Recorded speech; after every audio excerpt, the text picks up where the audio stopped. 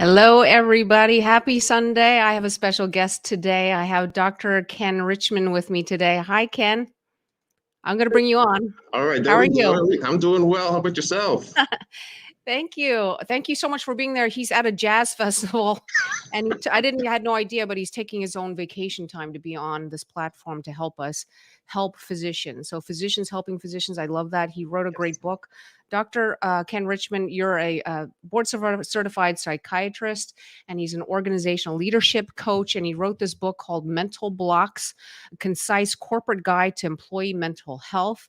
And he in this book, which is it's a very concise book on how to approach employees with very specific issues on mental health, that mental conditions in the workplace, with the employees, with the organization, to make sure everybody feels heard. Thank you so much for writing this book. Let's get into it, Ken. What are the 5 mental conditions that we need to look out for? Some of which we don't even talk about on social media. Yeah, well, good morning to everyone again. I appreciate the invitation to be on your platform today. And to get to your question, the top 5 that I have in my book are depression, anxiety. We have ADHD. I also wanted to touch base on a little bit of chronic medical conditions, chronic pain symptoms and how they can impact the workplace. And also psychosis, one of those kind of a nuanced or subtle presentation where an employee's thought process may be altered, and that can result in some problems in the workplace. Right. So let's get right. Uh-oh, I'm hearing some background there, Ken. Let's see.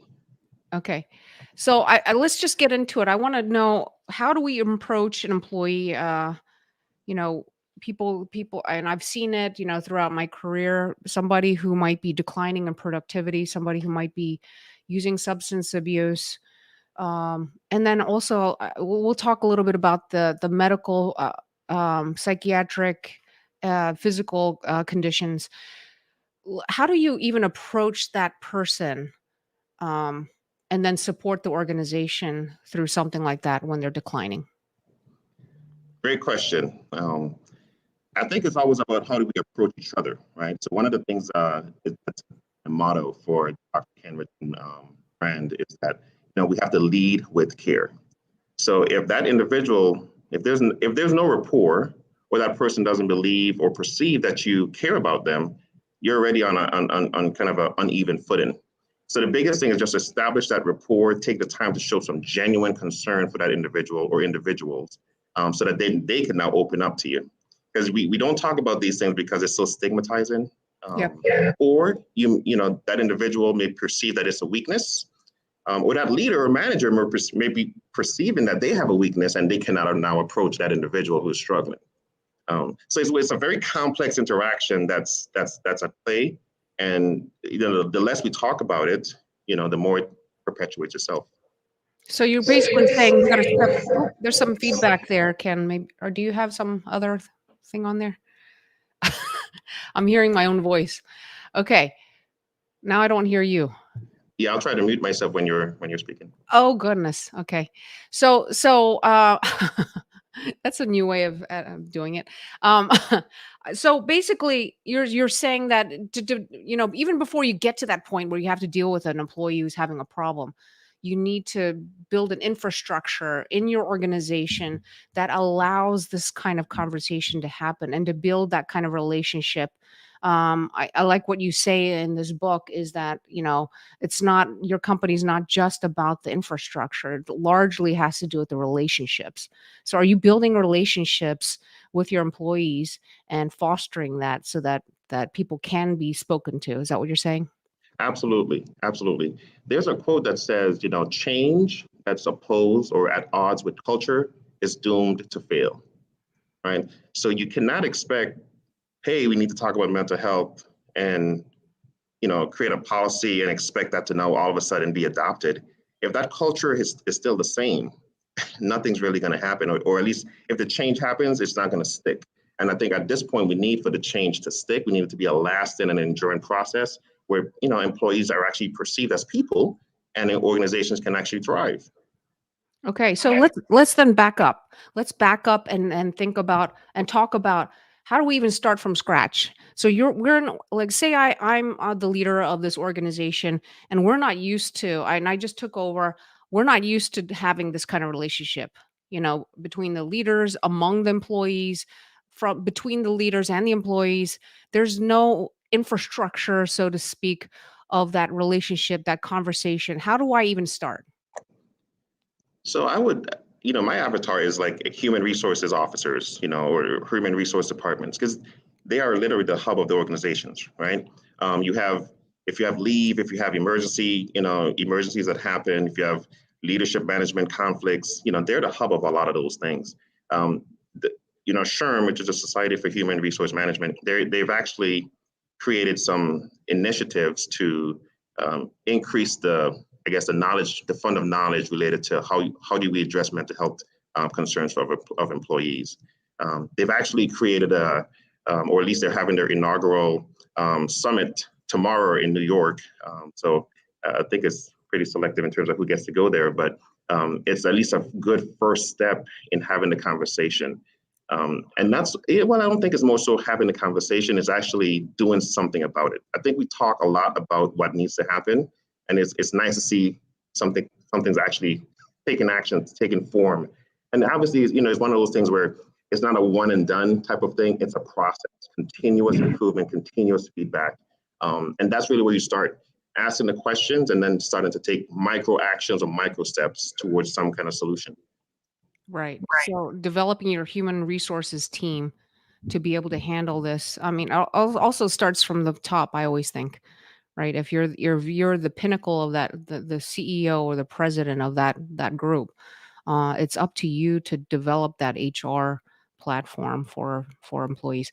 Now, what I see a lot of times are wellness programs being developed all over the place. What are your thoughts about just throwing wellness into the organization to be able to deal with burnout? That's a critical need right now. How do you disconnect? You mentioned that I'm at a jazz fest in Florida, because one, I needed to balance work and life. Okay, still making the time for things that are important. Like this broadcast today, because I think it's one of those things we can't afford to continually make excuses for not doing something. Something has to change. If we want to see the change happen, like, we have to change ourselves. When I talk to my staff, I'm always putting forth to them that we constantly ask patients to change behavior, change substance use, change dynamics, change, where they live, for example. I used to consider doing so. Yet we have a hard time making change ourselves, and the hypocrisy of that, or the conflict that creates, is one of those things that we simply have to reconcile in order to move forward. Yep. So there was a book that I read called Positive Intelligence by Shirzad Sharmin, and he said in a chapter where a COO was basically told by the new CEO that their days are numbered because not she was a brilliant person, but people didn't like her as a leader. People just dreaded seeing her come to your door and talk to you. So she got a coach. She got coached by him, and she was so in denial about, like, what is this touchy feely stuff? I don't get this. Like, I'm not that, or like, I don't understand. Like, this is how leadership is done.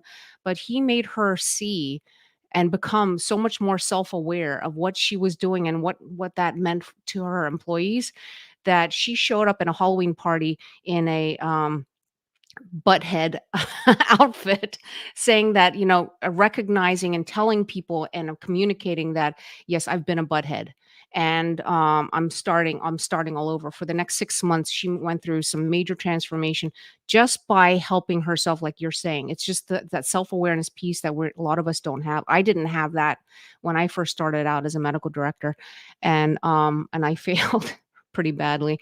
And so what happened was, the next year when Halloween came around, everyone decided to wear the butthead outfit and showed up and surprised her. So I thought that was a good story. You're right.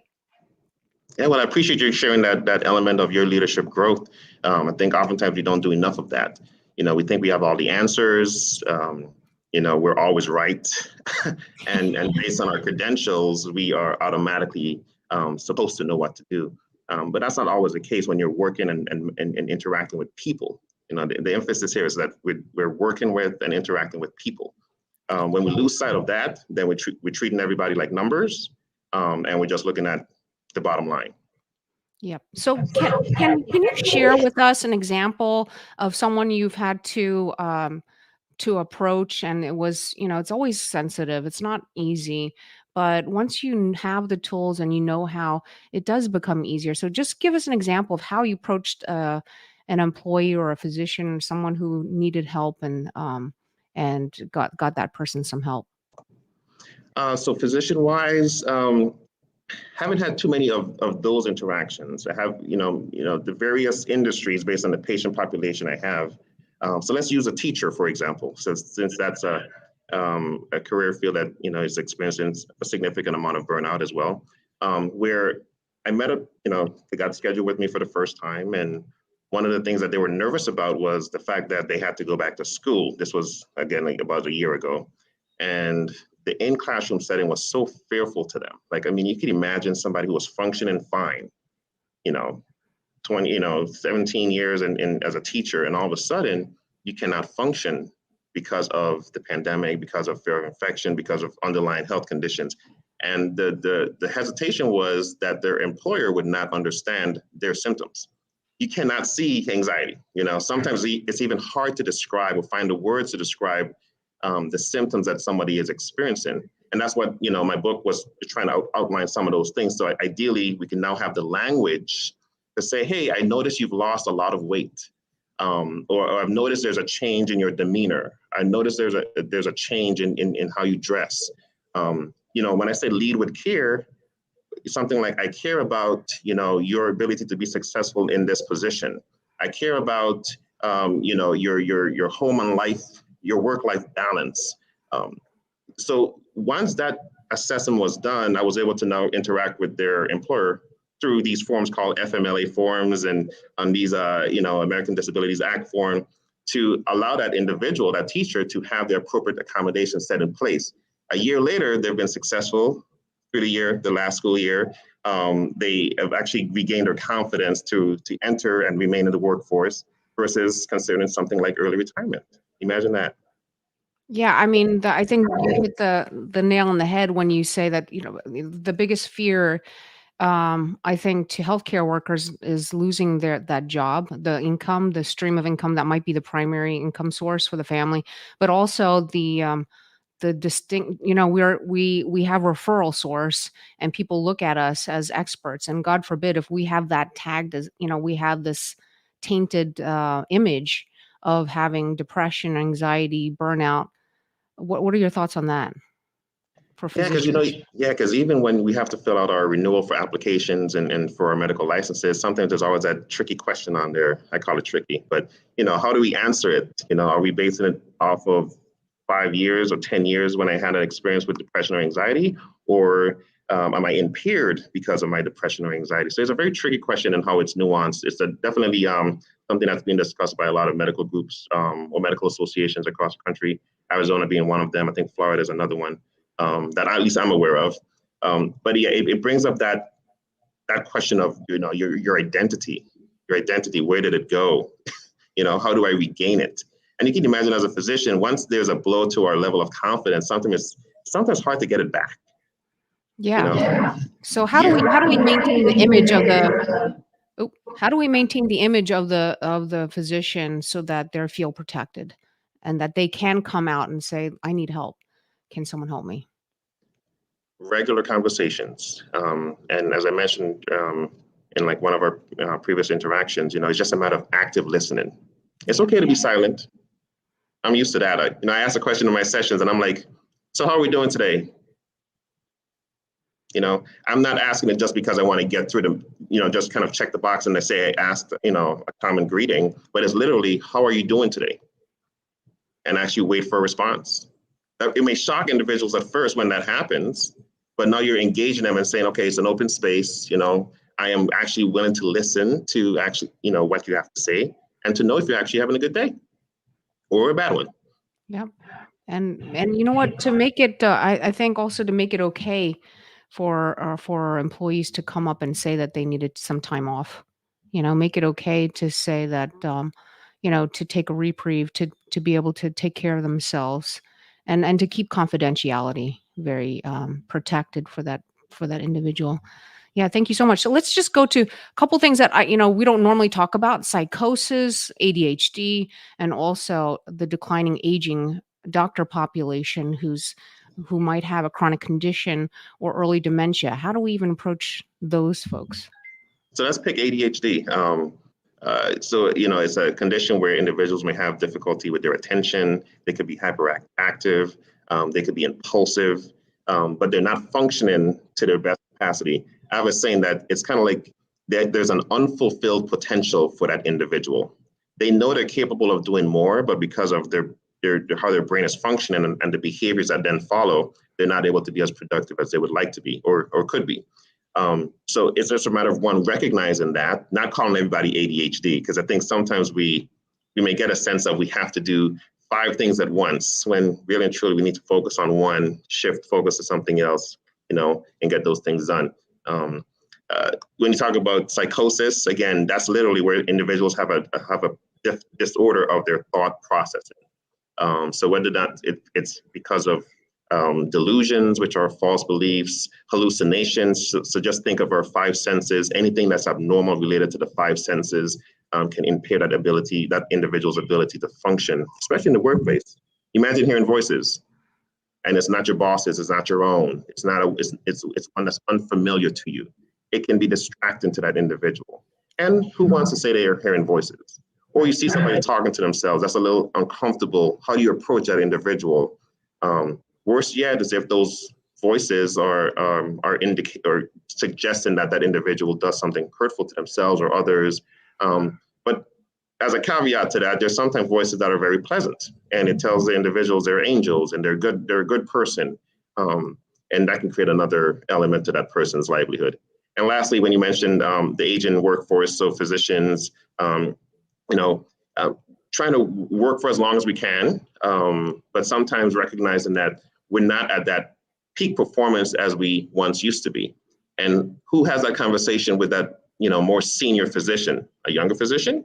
You imagine how difficult that could be at times to engage in that conversation. But again, if we're leading with care, if we're leading with understanding, if we're coming up with a transition plan versus a sudden end to that individual's, work life, those are the more important things to really focus on.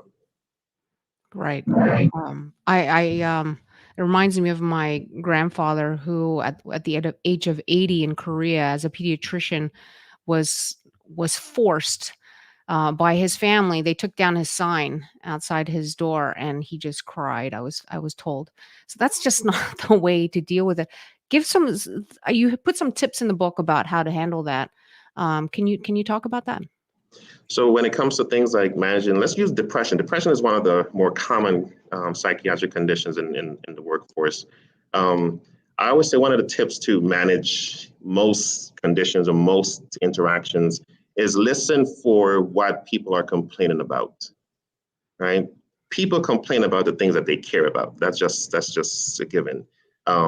If you ever hear somebody talking about money, they're probably concerned about money. If you ever hear them talking about time or not having enough time, time is very critical to that person's life.